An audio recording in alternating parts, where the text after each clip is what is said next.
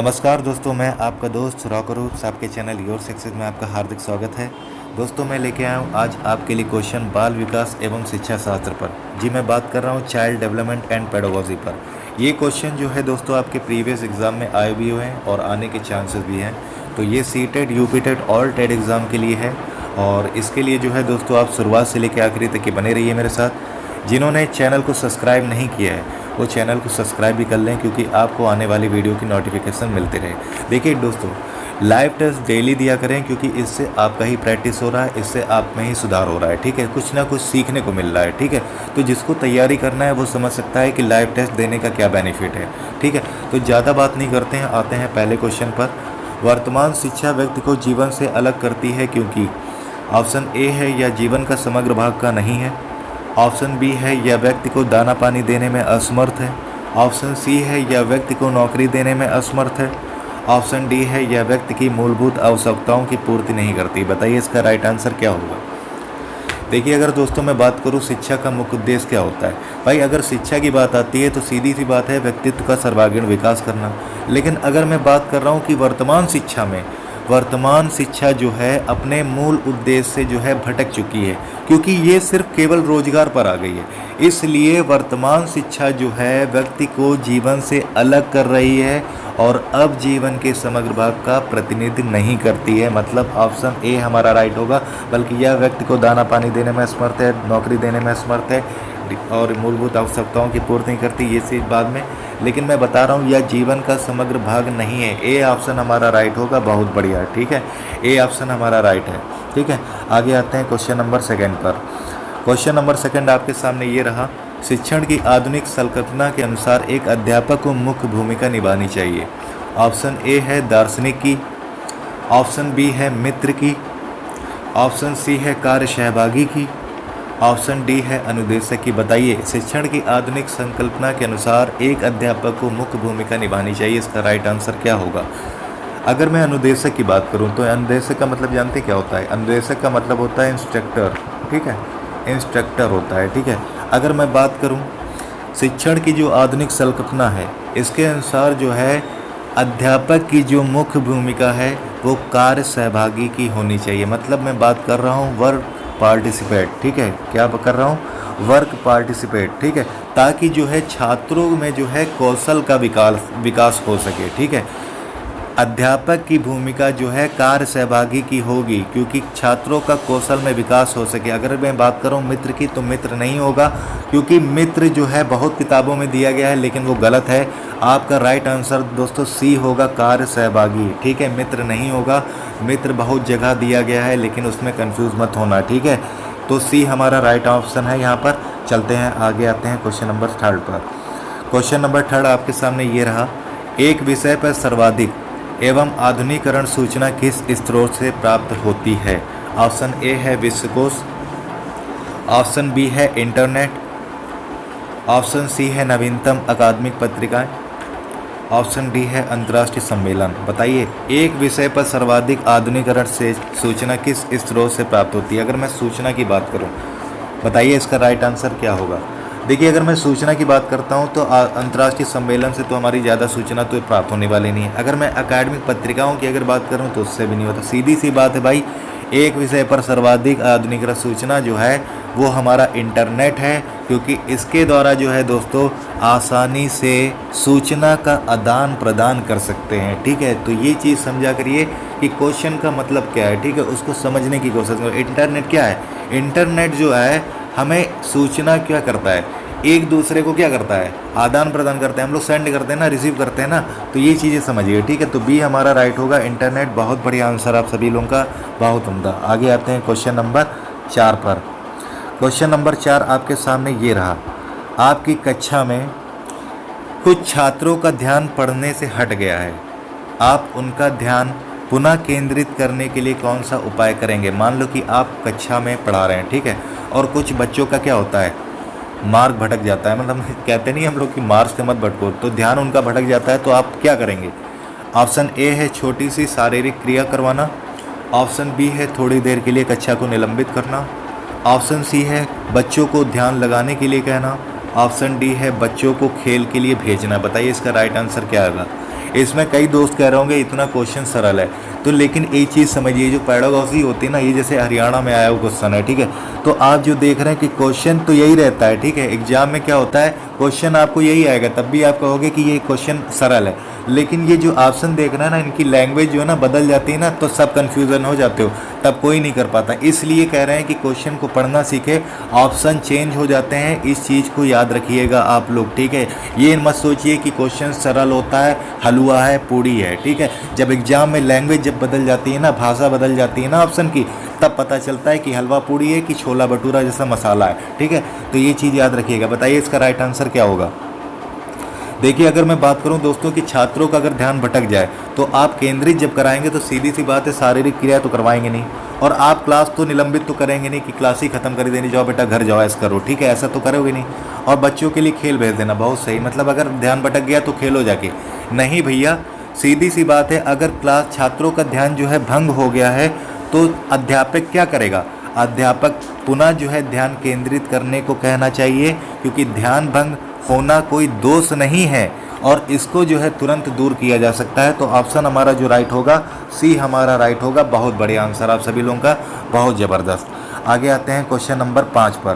Question number 5 आपके सामने ये रहा दोस्तों, जब अध्यापक प्रथम बार कक्षा कक्ष में प्रवेश करे तो उसे बात करनी चाहिए। जैसे मान लीजिए कि आप स्कूल में पहली बार पढ़ाने गए हैं और पहली बार जो है कक्षा में जब प्रवेश किया, तो आप क्या करेंगे। ऑप्शन ए है विद्यालय भवन के बारे में बात करेंगे, ऑप्शन बी है विद्यालय के प्रधानाध्यापक के बारे में, ऑप्शन सी है पाठ्य पुस्तक के बारे में, ऑप्शन डी है अपने एवं छात्रों के बारे में। बताइए इसका राइट आंसर क्या होगा। देखिए, जब आप कक्षा कक्ष में पहुंचते हैं, पहली बार जाते हैं, तो सीधी सी बात है, आप विद्यालय भवन के बारे में तो बात करेंगे कि विद्यालय कैसा है, सारी चीज़ें कैसी हैं, ठीक है। अगर मैं बात करूं तो प्रिंसिपल के बारे में चर्चा करने से कोई मतलब ही नहीं है, ठीक है। सीधी सी बात है, पाठ्य पुस्तक के बारे में तो आप जब कार्य करना चालू कर देंगे, तो आप खुद समझ जाएंगे हमारा पाठ्य पुस्तक क्या है और हमें कैसे पढ़ाना है। तो सीधी सी बात आती है दोस्तों, डी हमारा राइट होगा, अपने एवं छात्रों के बारे में। देखिए, जब हम एक दूसरे से क्या करते हैं, इंट्रोडक्शन करते हैं भाई, ठीक है, कि हम छात्रों के बारे में पता करते हैं कि छात्र कैसा है, क्या चीज़ें है, ठीक है, छात्र की रुचि क्या है, योग्यता क्या है, ठीक है, ये सारी चीज़ें हम लोग उससे जो है जान सकते हैं जब हम इंट्रोडक्शन करते हैं, ठीक है। तो इस तरह से जो है हमारा जो शिक्षण कार्य जो है सुगम बना सकते हैं, बढ़िया बना सकते हैं ना। तो डी हमारा जो है राइट होगा। बहुत बढ़िया दोस्तों, आप बहुत बढ़िया। आगे आते हैं क्वेश्चन नंबर 6 पर। क्वेश्चन नंबर 6 आपके सामने ये रहा, महात्मा गांधी द्वारा चलाई गई शिक्षा की प्रणाली जानी जाती है। ऑप्शन ए है बुनियादी शिक्षा प्रणाली, ऑप्शन बी है व्यावसायिक शिक्षा प्रणाली, ऑप्शन सी है बाल केंद्रित शिक्षा प्रणाली, ऑप्शन डी है हस्तकला शिक्षा प्रणाली। बताइए इसका राइट आंसर क्या होगा।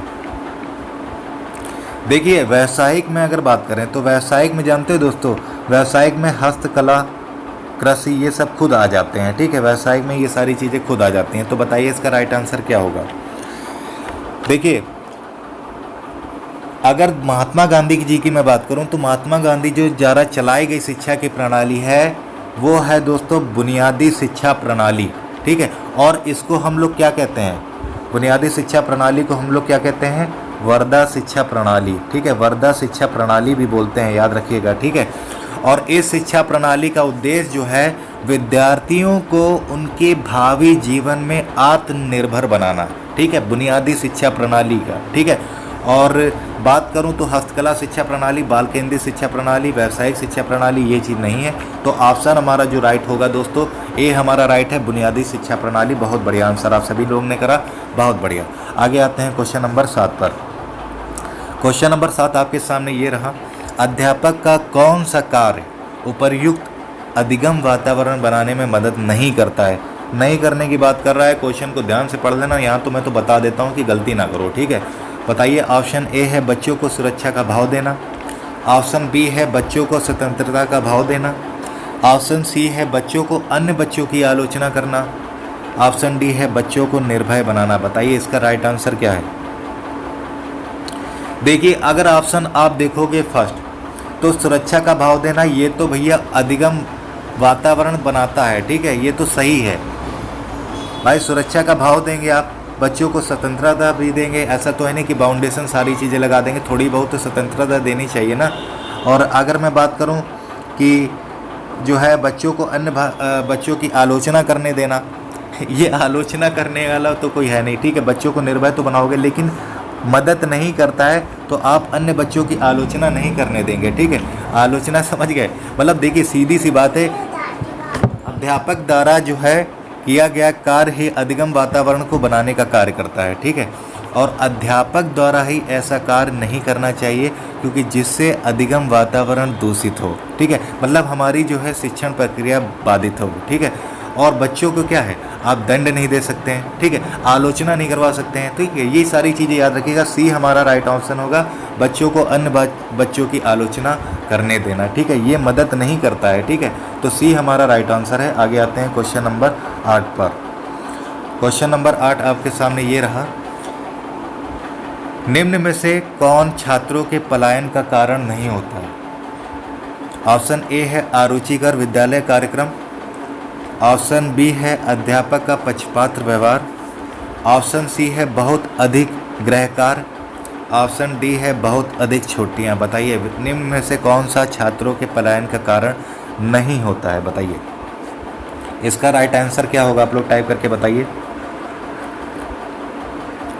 देखिए अगर दोस्तों मैं पलायन की बात करूं तो पलायन का क्या होता है, पलायन के जो कारण होते हैं, विद्यालय का वातावरण आता है, या फिर आप देखिए अरुचिकर जो है पाठ्यक्रम होगा, तीसरी चीज़ पक्षपातपूर्ण व्यवहार होगा, आवश्यकता से अधिक गृहकार्य देना ये भी होता है, कठोर दंड व्यवस्था करना ये भी होता है। लेकिन जो हमारा डी आप देख रहे हैं, बहुत अधिक छुट्टियाँ, ये सारी चीज़ें आप ध्यान देखिए, बहुत अधिक छुट्टियाँ जो है पलायन का कारण नहीं होता है, ठीक है, बहुत अधिक छुट्टियाँ, ठीक है। तो डी हमारा राइट आंसर होगा दोस्तों, बहुत अधिक छुट्टियाँ। अरुचिकर विद्यालय पाठ्यक्रम, अध्यापक का पक्षपातपूर्ण व्यवहार, बहुत अधिक गृहकार्य, ये सारी चीज़ें पलायन में आती है, लेकिन बहुत अधिक छुट्टियाँ ये चीज़ें जो है पलायन का कारण नहीं होता है। डी हमारा राइट होगा। चलते हैं क्वेश्चन नंबर 9 पर। देखिए क्वेश्चन नंबर 9 आपके सामने ये रहा, जब अध्यापक एक छात्र को सफलता का एहसास कराता है तो वह उपयोग कर रहा होता है। बताइए इसका राइट आंसर क्या होगा, तत्परता के नियम का, अभ्यास के नियम का, ऑप्शन सी है प्रभाव के नियम का, ऑप्शन डी है मानसिक तत्परता के नियम का। इसका राइट आंसर क्या होगा, तब तक बताइए मैं आपको कुछ क्लियर कर दूं। देखिए दोस्तों अगर मैं तत्परता की बात करूं तो तत्परता का नियम क्या होता है भाई, तत्परता का जो नियम होता है कि जिन कार्यों को हम सीखने के लिए तैयार रहते हैं तो वो कार्य हम लोग क्या करते हैं, सीख लेते हैं। अगर जो हम कार्य करने के लिए तैयार नहीं होते तो वो कभी नहीं सीख सकते, ये होता है तत्परता का नियम, ठीक है। अगर मैं बात करूं अभ्यास का नियम, तो अभ्यास का नियम जो है किसी कार्य की पुनरावृत्ति, पुनर्विचार या अभ्यास की जस्टिफिकेशन को सिद्ध करता है, ठीक है। अभ्यास का नियम ये हो गया। अगर मैं बात करूं प्रभाव का नियम, तो इस नियम के अनुसार दोस्तों किसी को कार्य करने पर व्यक्ति पर अच्छा प्रभाव पड़ता है। मतलब प्रभाव क्या है, जब किसी व्यक्ति के द्वारा किया गया कार्य है और उस व्यक्ति पर क्या होता है, अच्छा प्रभाव पड़ता है, ठीक है। तो ये हमारा हो गया प्रभाव का नियम। अगर मैं मानसिक की बात करूं, मानसिक तत्परता के नियम, तो इसके कार्य करने पर जो है दोस्तों असफल भी होते हैं, गलतियां भी करते हैं और बहुत देर में कार्य कर पाते हैं, ठीक है। तो ये चीज़ हुई। तो प्रभाव हमें कर रहा है जब अध्यापक एवं छात्र को सफलता का एहसास कराता है तो वह उपयोग कर रहा है दोस्तों प्रभाव का नियम। सी हमारा राइट होगा। बहुत बढ़िया, ठीक है, सी हमारा राइट है यहाँ पर, ठीक है। आगे आते हैं क्वेश्चन नंबर 10 पर। सारी चीज़ें देखिए मैं बता रहा हूँ, आई थिंक देखिए क्लियर हो रही होगी, आपको समझ में भी आ रहा होगा, ठीक है। तो बस ऐसे ही आंसर करना है, ऐसे ही सीखना। देखिए क्वेश्चन थोड़े सरल भी होते हैं लेकिन उसकी परिभाषाएं जो है बदल जाती हैं, ठीक है। तो ऑप्शन को सारी चीज़ें मैं इसीलिए जो है क्लियर करता हूँ कि जिसमें आपको जो है ना दिक्कत ना हो, ठीक है। आते हैं क्वेश्चन नंबर 10 पर। प्रकृतिवाद के अनुसार शिक्षा का केंद्र होना चाहिए। ऑप्शन ए है अध्यापक, ऑप्शन बी है बालक, ऑप्शन सी है पाठ्यक्रम, ऑप्शन डी है उपरोक्त में से कोई नहीं। बताइए इसका राइट आंसर क्या होगा। देखिए अगर मैं प्रकृतिवाद की बात करूं तो प्रकृतिवाद के मुख्य चिंतक कौन है, रूसो जी, है ना। कौन है, रूसो जी। और रूसो के अनुसार जो है दोस्तों, शिक्षा का जो मुख्य केंद्र होता है वो बालक होता है। क्या होता है? बालक होता है, क्योंकि बालक को ही तो शिक्षा का केंद्र मानकर शिक्षा दी जाती है। ठीक है, तो ये चीज़ याद रखिएगा। ठीक है, अगर हम बालक को नहीं मानेंगे शिक्षा का केंद्र तो शिक्षा क्या देंगे? ठीक है, तो अध्यापक हमारा नहीं होगा, पाठ्यक्रम नहीं होगा, उपरोक्त में से कोई नहीं होगा, तो बी हमारा राइट होगा यहाँ पर। बहुत बढ़िया आंसर आप सभी लोगों का। आते हैं क्वेश्चन नंबर 11 पर। क्वेश्चन नंबर 11 आपके सामने ये रहा दोस्तों, आपकी कक्षा के एक विद्यार्थी में झूठ बोलने की आदत है, आप उसके साथ कैसा व्यवहार करेंगे? मतलब मान लीजिए आप कक्षा में पढ़ाते हैं और एक बच्चा जो है बड़ा झूठ बोलता है, तो यहाँ पर भी जो है कुछ लोग झूठ तो बोलते होंगे, ऐसा तो है नहीं कि कोई इंसान झूठ नहीं बोलता है। ठीक है, तो आप क्या करोगे? ऑप्शन ए है झूठ ना बोलने के लिए कहेंगे, ऑप्शन बी है उसे सज़ा देंगे, ऑप्शन सी है उसकी उपेक्षा करेंगे, ऑप्शन डी है उसको विश्वास में लेंगे एवं परामर्श देंगे। बताइए क्या करेंगे आप? इसका राइट आंसर क्या है? देखिए भाई, सीधी सी बात है, झूठ ना बोलने के लिए कहेंगे तो बच्चा तो बहुत जल्दी तो मानेगा नहीं। ठीक है, अगर मैं जैसे कहता हूँ आप लोगों में कई लोग झूठ बोलते हैं, अगर हमें पता चलता है कि झूठ बोलते हैं तो मैं मना करूँगा, तो बच्चा इतना जो है ना समझदार नहीं होता कि तुरंत मान ले। ठीक है, तो ये सारी चीज़ें नहीं। उससे सज़ा तो बिल्कुल नहीं दोगे, सज़ा से तो और बिगड़ेगा वो। ठीक है, उल्टा ही काम करेगा। उसकी उपेक्षा करेंगे, ये भी नहीं करेंगे। ठीक है भाई, सीधी सी बात है। क्या छात्रों को जो है दोष को दूर करने के लिए क्या करना चाहिए? हमें छात्र के साथ जो है एफिनिटी मतलब आत्मीयता का संबंध बनाना चाहिए, ताकि पता चल सके कि दोष का कारण क्या है। जब तक कि आप उससे जो है अच्छा कनेक्शन नहीं करेंगे, तब तक कि आप जो है ना, जो उसका दोष है, क्या बात है, क्या कारण है, वो चीज़ पता नहीं कर सकते हैं। ठीक है, छात्र को जो है दोस्तों उपेक्षित या सज़ा देने से कोई समस्या का समाधान भी नहीं होता है। तो सीधी सी बात है, आप उसे विश्वास मिलेंगे और परामर्श देंगे। डी हमारा राइट होगा। बहुत बढ़िया। ठीक है, आते हैं क्वेश्चन नंबर 12 पर।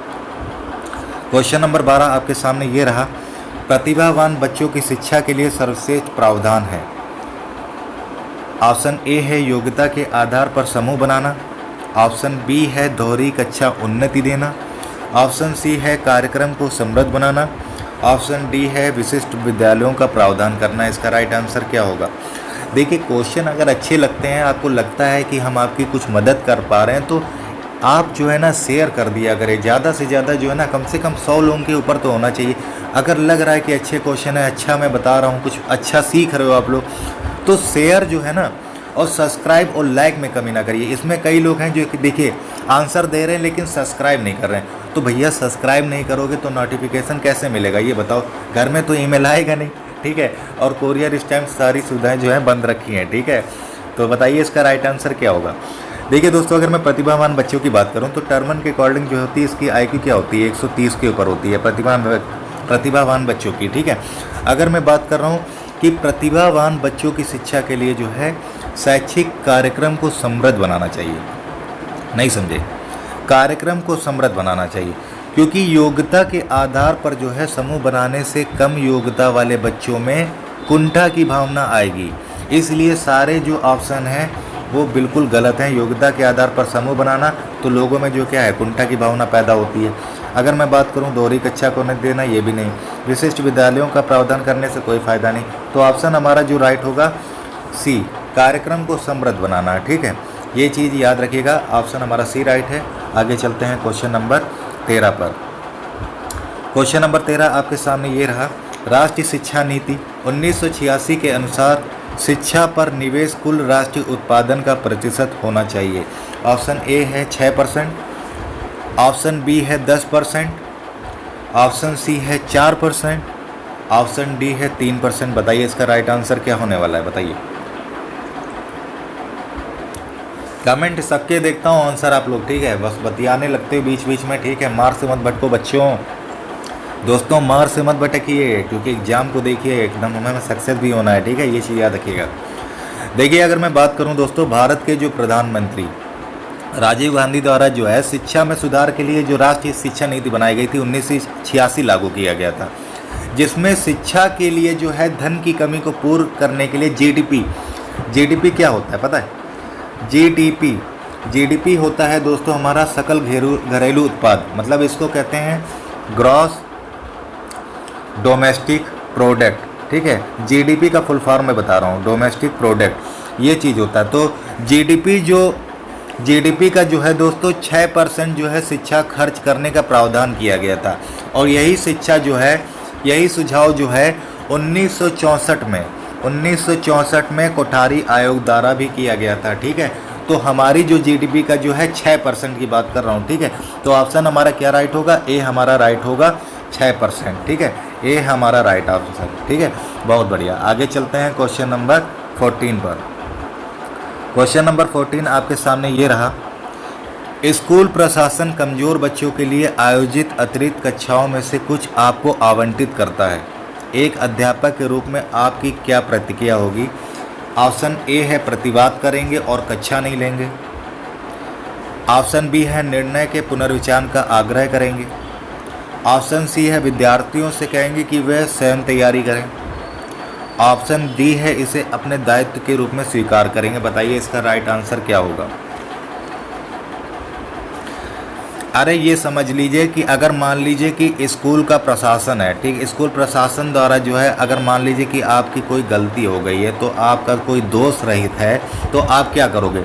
आप प्रतिवाद करेंगे और कक्षा नहीं लेंगे? ऐसा तो है नहीं। ठीक है, अगर आप जो है ना निर्णय के पुनर्विचार पर आग्रह करेंगे, जो आपने निर्णय लिया था उसी पर विचार करने वाले हो, ऐसा तो है नहीं। जो भाई आप दोषी हो, आपने कुछ गलती कर दिया है, तो आप क्या कहेंगे? बच्चों से कहेंगे कि बेटा स्वयं तैयारी कर लो, हम नहीं जानते, अब मेरा कोई रोल नहीं है, ऐसा तो करोगे नहीं। ऐसे छोड़ के जो है आप ये सारी चीज़ें छोड़ नहीं सकते हैं। सीधी सी बात है कि आप अपने दायित्व के रूप में स्वीकार करेंगे। मतलब कहना चाहिए, ये हमें कहना है कि जो दोष है उसे हमें जो है ना एक्सेप्ट करना चाहिए। ठीक है, तो ये चीज़ याद रखिएगा, एक्सेप्ट करेंगे और उसको जो है ना अच्छे से फिर से जो है मतलब सही ढंग से जो है उसको शिक्षा को जो है सुचारू रूप से आप जो है स्टार्ट कर देंगे। ठीक है, तो डी हमारा राइट होगा, डी। ठीक है, एक्सेप्ट करना चाहिए, जो गलतियां हम लोग करते हैं ना तो एक्सेप्ट करना चाहिए। ठीक है, तो डी हमारा राइट होगा। आगे आते हैं क्वेश्चन नंबर 15 पर। क्वेश्चन नंबर 15 आपके सामने ये रहा, अध्यापन की पद्धति के रूप में व्याख्यान प्रणाली के बारे में निम्नलिखित कथनों का अध्ययन करें। ऑप्शन ए है सूचना प्रदान करने की या कुशल विद्या है। ऑप्शन बी है विद्यार्थियों को आलोचनात्मक दृष्टि से सोचने के लिए प्रेरित करने हेतु एक प्रभावपूर्ण प्रणाली है। और इनमें से कौन सा कथन सही है? बताइए, ए बी में कौन सा कथन सही होने वाला है? ऑप्शन ए केवल ए, ऑप्शन बी केवल बी, ऑप्शन सी ए और बी दोनों, ऑप्शन डी कोई नहीं। बताइए इसका राइट आंसर क्या होगा? देखिए, आलोचनात्मक की अगर मैं बात करूं तो आलोचनात्मक क्या होता है? आलोचनात्मक दृष्टि जो होती है इसको बोलते हैं क्रिटिकल व्यू। ठीक है, इसको क्या बोलते हैं? Critical view. ठीक है, देखिए दोस्तों, अगर व्याख्यान प्रणाली का एक कुशल विद्या है जिसके द्वारा जो है विद्यार्थियों को क्या करना चाहिए, मतलब क्रिटिकल व्यू से सोचने के लिए प्रेरित किया जा सकता है। ठीक है ना? तो ऑप्शन ए अगर आप देख रहे हो कि सूचना प्रदान करने की एक कुशल विद्या है, ये भी सही है। विद्यार्थियों को आलोचनात्मक, ये भी सही है। ठीक है, तो ऑप्शन हमारा क्या राइट होगा? सी राइट होगा, ए और बी। ठीक है, सी हमारा यहाँ पर राइट होगा। ठीक है, सी राइट है, बहुत बढ़िया। ठीक है, आगे आते हैं क्वेश्चन नंबर 16 पर। इसमें ज़्यादा तो एक्सप्लेन नहीं करना था, क्वेश्चन से कुछ समझ में आ रहा था। ठीक है, क्वेश्चन नंबर 16 आपके सामने ये रहा, शिक्षण कार्य प्रारंभ करने से पूर्व शिक्षक को, आप जब शिक्षण कार्य प्रारंभ कर रहे हैं तो उसके पहले शिक्षक को क्या करना चाहिए? ऑप्शन ए है छात्रों को खड़ा करना चाहिए। ऑप्शन बी है छात्रों को मानसिक रूप से तैयार करना चाहिए। ऑप्शन सी है श्यामपट्ट को साफ करना चाहिए। ऑप्शन डी है छात्रों को चुप रहने के लिए कहना चाहिए। बताइए इसका राइट आंसर क्या है?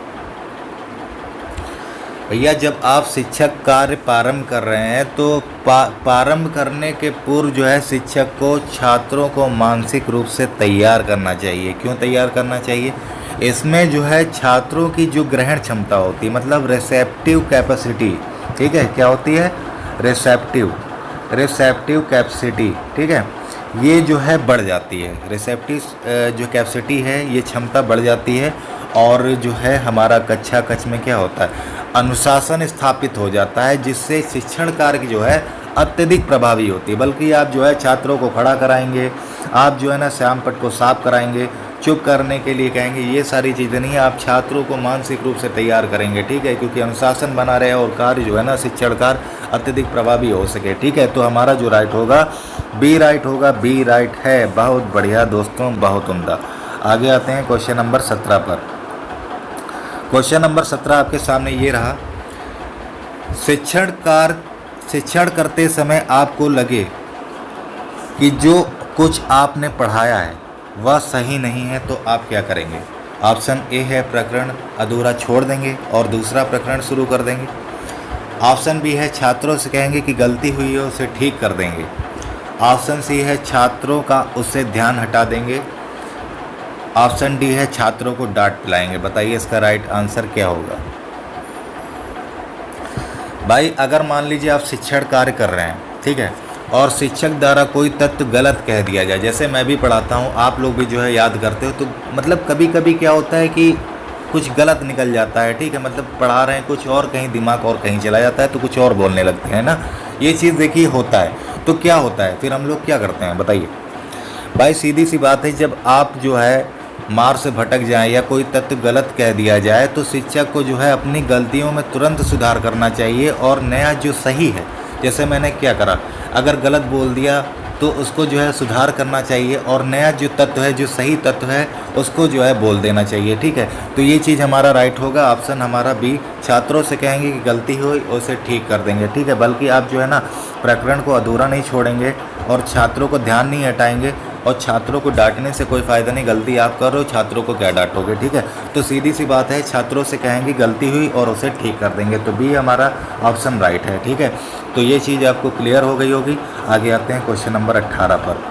क्वेश्चन 18 आपके सामने ये रहा दोस्तों, प्रतिभावान बालक की पहचान अवलोकन द्वारा नहीं की जा सकती है। नहीं की बात कर रहा है, ठीक है। ऑप्शन ए है अवलोकन वस्तुनिष्ठ तकनीक नहीं है। ऑप्शन बी अवलोकन व्यक्ति निष्ठ प्रविधि है। ऑप्शन सी है अवलोकन सिर्फ विशेषज्ञों द्वारा ही किया जा सकता है। ऑप्शन डी उपरोक्त सभी। बताइए इसका राइट आंसर क्या है? भाई देखो, लाइक और शेयर में बहुत कमी कर रहे हो दोस्तों, गलत बात है भाई। देखो पढ़ाने में जो है ना हिम्मत हमारी यहीं पर ख़त्म हो जाती है, बिल्कुल अच्छा नहीं लग रहा है, ठीक है, जैसे लग रहा है जोश ख़त्म हो गया है ना। तो ये चीज़ ना करिए, है ना। तैयारी करना है तो लाइक शेयर करने में कोई दिक्कत की बात नहीं, फ्री में होता है तो ये भी करा जा सकता है ना। बताइए इसका राइट आंसर क्या होगा? देखिए अगर दोस्तों मैं बात करूं वस्तुनिष्ठता के अगर द्वारा जो है किसी छात्र की बुद्धि लब्धि जान सकते हैं तो वह स्तर है अवलोकन वस्तुनिष्ठ तकनीक नहीं है, ठीक है। इसलिए अवलोकन द्वारा जो है प्रतिभाशाली बालक की पहचान नहीं की जा सकती है। तो सीधी सी बात है, जिस स्तर पर है, किस स्तर पर है वो, तो ये चीज़ जो है अवलोकन जो वस्तुनिष्ठ तकनीक है ये नहीं होनी चाहिए, क्योंकि इससे जो है अवलोकन द्वारा प्रतिभाशाली बालक की पहचान नहीं की जा सकती है, ठीक है। ऑप्शन हमारा ए राइट होगा, बल्कि अवलोकन व्यक्तिनिष्ठ प्रविधि है, ये सही है। अवलोकन सिर्फ विशेषज्ञ द्वारा किया जा सकता है, ये सारी चीज़ें ठीक है, लेकिन अवलोकन वस्तुनिष्ठ तकनीक नहीं है। तो अगर तकनीक नहीं होगी, भाई देखिए समझिए, अगर अवलोकन वस्तुनिष्ठ तकनीक नहीं होगी तो आप ये बता दो कि जो प्रतिभाशाली बालक है उसकी क्या पहचान कर सकते हो आप? नहीं कर सकते हो ना, तो सीधी सी बात है ए ऑप्शन राइट होगा, ठीक है। तो ए ऑप्शन हमारा यहाँ पर राइट है। हाँ, आगे आते हैं क्वेश्चन नंबर 19 पर। क्वेश्चन नंबर 19 आपके सामने ये रहा, आपकी कक्षा की एक लड़की की रुचि स्पोर्ट में है और स्पोर्ट में अपने कैरियर को बढ़ाना चाहती है, तो आप उसे क्या परामर्श देंगे? ऑप्शन ए है लड़कियों का खेल जगत में कोई भविष्य नहीं है। ऑप्शन बी उसे अपनी आकांक्षा की पूर्ति हेतु कठोर परिश्रम करना चाहिए। ऑप्शन सी है उसने सिर्फ पढ़ाई में ध्यान लगाने के लिए कहेंगे। ऑप्शन डी है लड़कियां खेलों में उत्कृष्ट नहीं कर सकती क्योंकि वह शारीरिक रूप से कमज़ोर होती हैं। बताइए इसका राइट आंसर क्या होने वाला है दोस्तों? जल्दी जल्दी टाइप करिए आप लोग जो है आंसर, ठीक है, ज़्यादा टाइम ना लगाइए। देखिए अगर कोई लड़की जो है उसका इंटरेस्ट अगर स्पोर्ट में है तो आप वो कैरियर को बढ़ाना भी चाहती है, तो आप क्या एडवाइस दोगे? कि ये कहोगे कि भैया लड़कियां जो है खेल जगत में कोई भविष्य नहीं, कि ऐसा थोड़ी ना है कि खेल जो है सिर्फ लड़कों के लिए बना है। तो सीधी सी बात है, ऑप्शन ऐसे ही गलत हो जा रहा है। उसे अपनी आकांक्षा की पूर्ति कठोर परिश्रम करना चाहिए, या फिर आप जो है उसे पढ़ाई में ध्यान लगाने के लिए कहेंगे। क्यों भाई? पढ़ाई सारी चीज़ें हैं, खेल कूद में क्या नाम नहीं होता है? आप भी देख लो भाई, ठीक है, कितना खेल में नाम है, ठीक है, स्पोर्ट क्रिकेट है, सारी चीज़ें हैं, उसमें लड़कियां क्या नहीं करती हैं? बिल्कुल करती हैं भाई। ठीक है। और लड़कियों खेलों में उत्कृष्ट नहीं कर सकती क्योंकि वह शारीरिक रूप से कमज़ोर होती। भाई आज अगर मैं बात करूँ तो लड़कियां पीछे नहीं है, लड़कियां जो है ना लड़कों के आगे चल रही है, तो कहा जा सकता है। इसमें कई लड़के बुरा मानेंगे, ठीक है। ये सारी चीज़ें नहीं है। देखो किसी को नहीं कहा जा सकता है कौन आगे है। आजकल का कंपटीशन, आजकल सब बिल्कुल जो है तेज़ हैं और यही सबका उद्देश्य रहता है कि हमें निकालना है, चाहे वो लड़का हो चाहे लड़की। तो अपने में दोनों जो है बिल्कुल बढ़िया भूमिका निभा रहे हैं, ठीक है। तो सीधी सी बात है, अगर लड़की जो है स्पोर्ट में है तो आप जो है ना उससे ये कहेंगे कि जो है कठोर परिश्रम करना चाहिए। मतलब जो है सीधी सी बात आती है कि अगर किसी विद्यार्थी का पसंद का चीज़ है तो उसको आप पहली बात तो दूर मत करिए, ठीक है। और उसे छोड़ने के लिए मत कहिए, ठीक है। क्योंकि जो है ना इससे क्या होता है कि जो अन्य विषय जो कमज़ोर है और उस पर जो है प्रशिक्षण भी देना चाहिए। तो सीधी सी बात है, ऑप्शन हमारा बी राइट होगा कि आकांक्षा की पूर्ति जो है तो कठोर परिश्रम करना चाहिए। भाई देखो हर चीज़ में कठोर परिश्रम है तो वो चीज़ें जो है ना संभव है, ठीक है। बस आप जो है ना मेहनत, जैसे पढ़ाई कर रहे हो, तैयारी कर रहे हो आप लोग, ठीक है। आपका इंटरेस्ट क्या है, नौकरी पाना है, तो क्या करेंगे हम, परामर्श देंगे कि भैया मेहनत करो, ठीक है। मेहनत करोगे तो सारी चीज़ें जो है निकाल सकते हैं, क्लियर कर सकते हैं। तो सीधी सी बात है, यहीं से समझ लो बी ऑप्शन हमारा राइट होगा। बहुत ज़्यादा एक्सप्लेन कर दिया मेरे ख्याल से, तो ठीक है आगे आते हैं क्वेश्चन नंबर 20 पर। क्वेश्चन नंबर 20 आपके सामने ये रहा, बुद्धि के लिए कौन सा कथन सही नहीं है। ऑप्शन ए है बुद्धि सीखने की योग्यता, ऑप्शन बी है बुद्धि समस्या हल करने की योग्यता, ऑप्शन सी है बुद्धि परिश्रम करने की योग्यता, ऑप्शन डी है बुद्धि नवीन परिस्थितियों के साथ अनुकूलन करने की योग्यता। बताइए इसमें बुद्धि के लिए कौन सा कथन सत्य नहीं है, पूछा है, ठीक है। इसका राइट आंसर क्या होगा बताइए। देखिए दोस्तों, अगर मैं बुद्धि की बात करूं, इंटेलिजेंस, ठीक है। बुद्धि क्या होता है, बुद्धि वो होती है जिसमें भैया नवीन परिस्थितियों में जो है खुद को इंसान जो है ना, व्यक्ति जो है अनुकूल बना लेता है, ठीक है। और साथ ही क्या करता है, समस्याओं को हल कर लेता है ना। बुद्धि के द्वारा ही तो हल करते हो, कुछ नया सीखते हो, है ना, कुछ नया करते हो तो किसके द्वारा करते हो, बुद्धि के द्वारा करते हो, ठीक है। अगर मैं बात करूं, बुद्धि सीखने की योग्यता है, ठीक है, बिल्कुल है भैया, ठीक है। बुद्धि समस्या हल करती है, बिल्कुल करती है। बुद्धि नवीन परिस्थितियों के साथ अनुकूलन करती है, बिल्कुल करती है। लेकिन भैया बुद्धि परिश्रम करने की योग्यता ये तो नहीं करती है, ठीक है। कम परिश्रम में अधिकतम उत्पादन करने की शक्ति, ठीक है। तो ये बुद्धि तो होती है, लेकिन मैं बात करूं बुद्धि परिश्रम करने की योग्यता नहीं है, तो हमारा सी हमारा राइट आंसर होगा, ठीक है। सी हमारा राइट आंसर है, ठीक है। सी ऑप्शन राइट है, ठीक है। सी फॉर कैट, ठीक है, समझ गए। आगे आते हैं, ये तो पता होगा सी फॉर कैट होता है, ठीक है, सभी जानते हैं। आगे आते हैं क्वेश्चन नंबर 21 पर। वस्तुओं को क्रम से जमाने की क्षमता बालक में विकसित होती है जब वह इंद्रिय गति अवस्था में हो, या फिर ऑप्शन बी पूर्व क्रिया अवस्था में हो, ऑप्शन सी मूर्त क्रिया अवस्था में हो, औपचारिक क्रिया अवस्था में हो। बताइए वस्तु को क्रम जमाने मतलब क्रम से लगाने की जो होती है बालों में, मतलब बालक जो है किसी चीज़ को क्रम से लगाता है, लाइन से लगाता है, तो ये कब विकसित होता है, इंद्रिय गति अवस्था में, मतलब सेंसरी में, जन्म से लेकर 2 वर्ष। अगर पूर्व किशोरावस्था की बात करें तो ये चलती है 2 से 7। मूर्त की बात अगर करें तो 7 से 11। औपचारिक की बात करें तो 11 से 11 के बाद वाली, ठीक है। बताइए किस में होता है, किस अवस्था में, बताइए। देखिए क्रम से बच्चा आपने देखा है, आप कोई भी खिलौना देखा होगा कि जोड़ने वाला जो खिलौना होता है, देखिएगा बच्चे को, ठीक है, वो क्रम से वो लगाने की कोशिश करता है।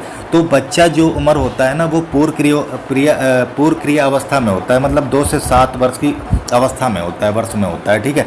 इसमें क्या करता है बच्चा, वस्तुओं को जो है क्रम लगाने की जो है क्षमता का विकास हो जाता है, ठीक है। जैसे मैं बात करूँ वर्तमान में जो है प्ले वे स्कूल में, ठीक है, प्ले वे स्कूल में इस प्रकार की शिक्षा भी दी जाती है जिसमें जो है बालक क्या करता है, वस्तुओं और रंगों की पहचान भी करता है, ठीक है। प्ले वे स्कूल की मैं बात कर रहा हूँ, वर्तमान में यहाँ पर शिक्षा दी जाती है, ठीक है। आपने देखा होगा छोटा बच्चा कोई भी देख लो क्रम से लगाता है, जोड़ने वाला जो नहीं होता खिलौना जो होता है वो लगाता है, ठीक है।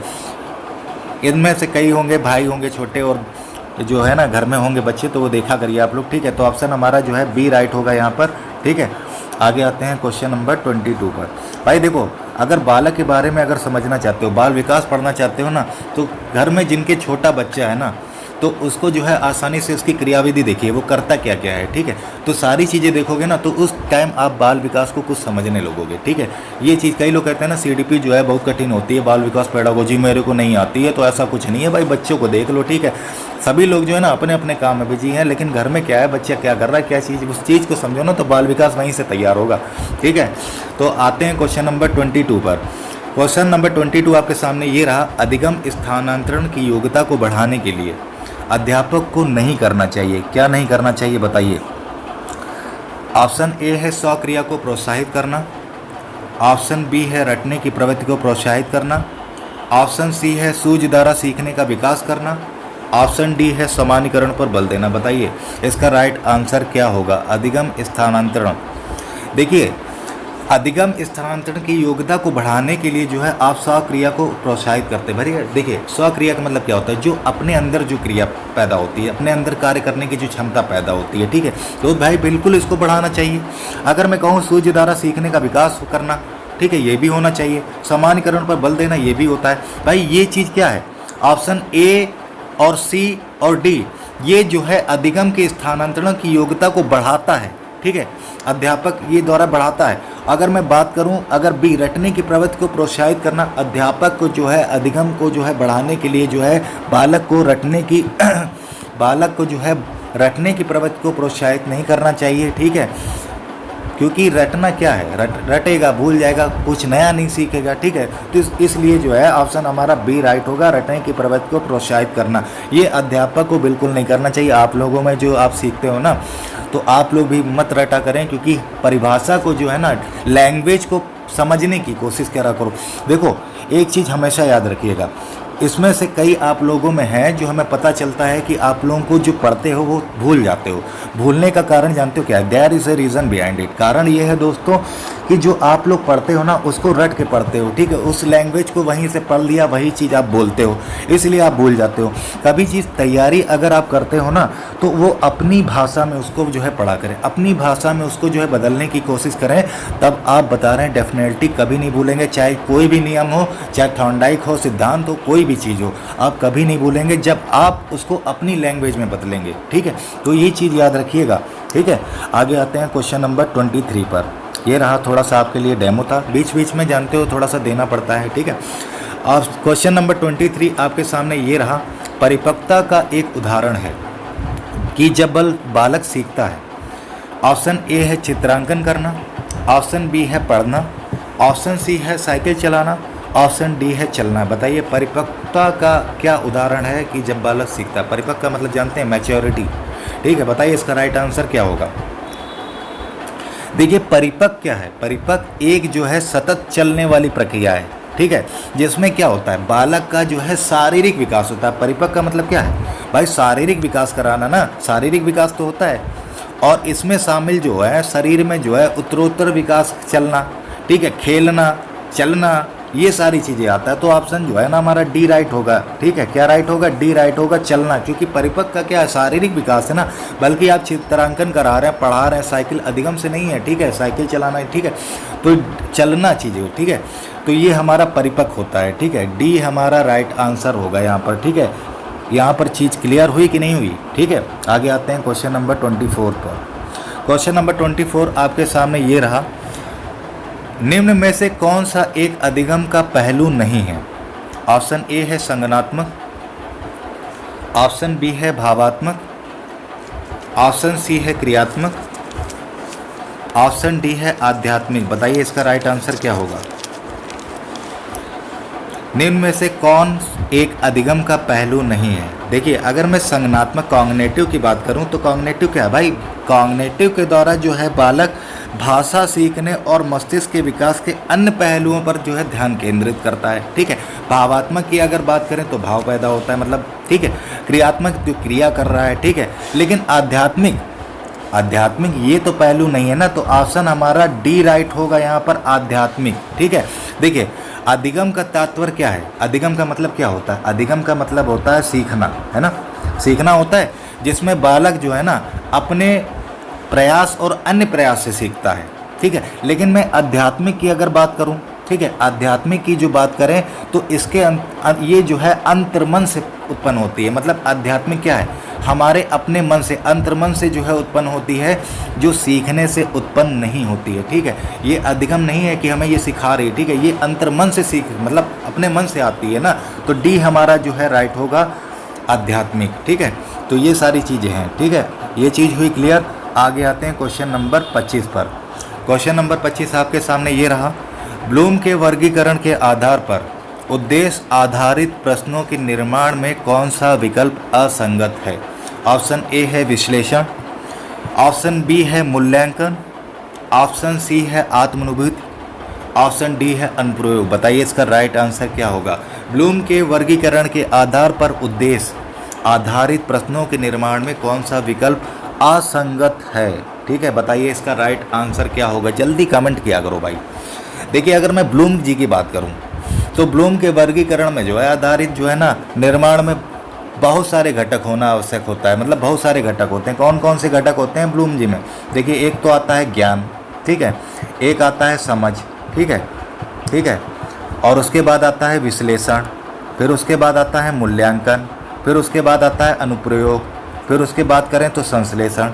लेकिन यहाँ पर आप देख रहे हो कि विश्लेषण भी है, ठीक है, मूल्यांकन भी है, अनुप्रयोग भी है, लेकिन आत्मानुभूति ये चीज़ नहीं आती है ना। इनके जो है ब्लूम जी के वर्गीकरण में आधारित प्रश्नों के निर्माण में आत्मानुभूति नहीं आता है। सी हमारा राइट होगा, सी ऑप्शन राइट है। बहुत बढ़िया, बहुत उम्दा, ज़बरदस्त, बहुत मज़ा आ गया। ठीक है, तो यहाँ पर दोस्तों जो है क्वेश्चन 25 जो है कंप्लीट होते हैं। ठीक है, और आप सभी का जो है थैंक्स फॉर वाचिंग। और इसको जो है दोस्तों मैं बता दूं आपको, ज़्यादा से ज़्यादा जो है लाइक, शेयर और सब्सक्राइब किया करें। ठीक है, ज़्यादा से ज़्यादा शेयर करें। व्हाट्सएप जो है ऐप भी है, ठीक है, इन सबको जो है सहारा लीजिए, अपने दोस्तों को जो बताइए, सब्सक्राइब कराइए। ठीक है, पसंद आ रही है तो लाइक करिए, ज़्यादा से ज़्यादा जुड़िए। क्योंकि देखिए, अगर अच्छे क्वेश्चन लगते हैं, अच्छा समझ में आ रहा है, तो ये चीज़ को तो समझ सकते हो। एक टीचर के लिए क्या मोटिवेट होता है? सिर्फ लाइक शेयर, तो इतना तो कर सकते हो। ठीक है, तो धन्यवाद सभी को। घर पे रहें, सेफ रहें। धन्यवाद।